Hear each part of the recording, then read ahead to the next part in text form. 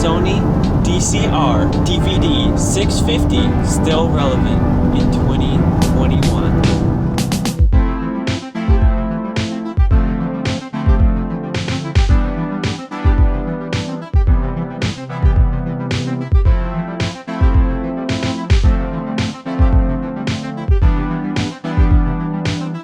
So one of the cool parts of this camera is this little guy, the flip out screen.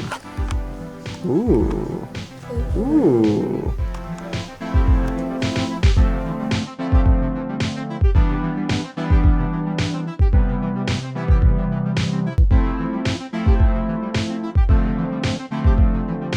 The camera is pretty small. It's about 4 inches by 2 inches by 6 inches or something like that. And what was the other thing I was gonna say? Oh yeah, it has this nice wrist strap. Ooh.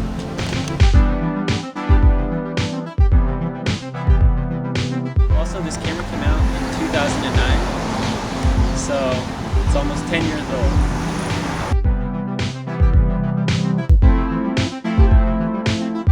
This camera also has 60 times optical zoom or 200 times digital zoom.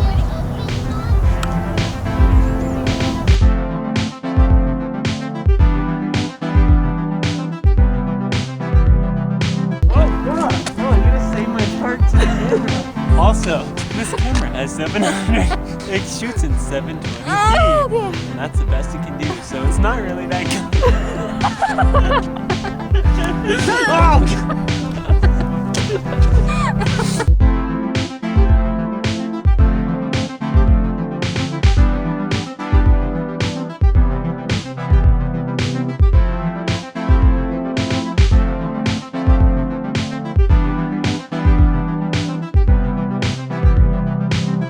Battery life on this thing is usually 90 minutes, they say, but usually it ends up being around like 45. So like sometimes I'm right in the middle.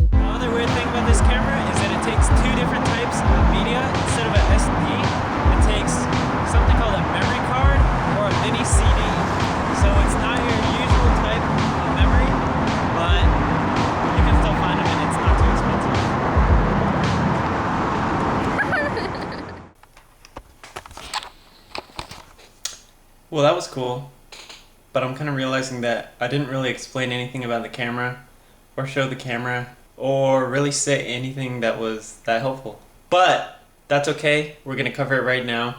Okay, here we go, quick. Okay, it's small, so that's nice because you can kind of just carry it around wherever you want. It has a flip out screen, so you can take it on your Bigfoot hunting adventures. The battery is decent, but it only lasts like 90 minutes, and it really only lasts like 45 minutes if you're using it constantly.